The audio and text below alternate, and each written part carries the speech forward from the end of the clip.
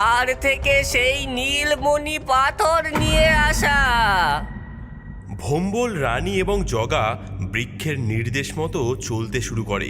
তারা একটি ঘন জঙ্গলের মধ্য দিয়ে এগিয়ে চলে, যেখানে অজানা এবং ভয়ঙ্কর প্রাণীদের বাস। অবশেষে তারা একটি গভীর গুহার সামনে পৌঁছায়, যেখানে সেই রাক্ষস বাস করে।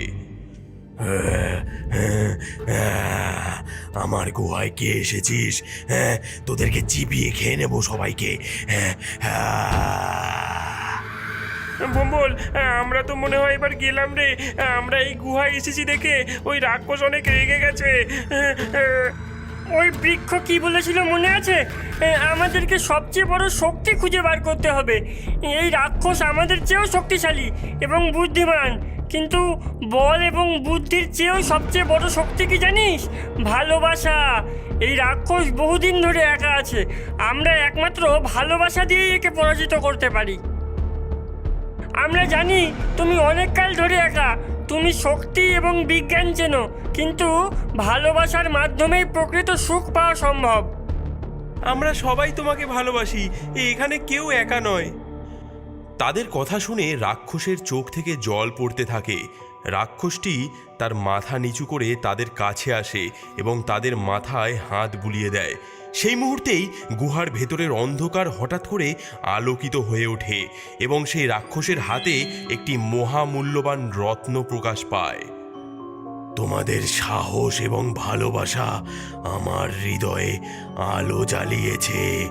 এই রত্নটি তোমাদেরকে উপহার হিসাবে আমি দিলাম।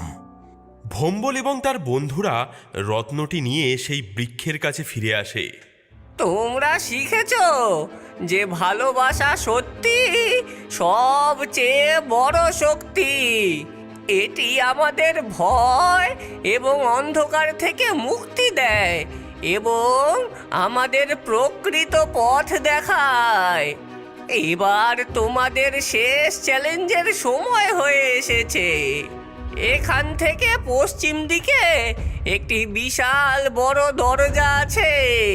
সেই দরজা দিয়েই তোমরা এই জগৎ থেকে তোমাদের নিজেদের জগতে যেতে পারবে, কিন্তু সেই দরজা দিয়ে প্রবেশ করতে হলে তোমাদেরকে একটি ধাঁধার সমাধান করতে হবে।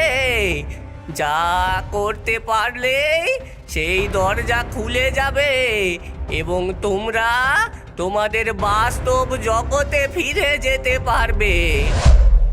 ভোম্বল, রানী এবং জগা পশ্চিম দিকে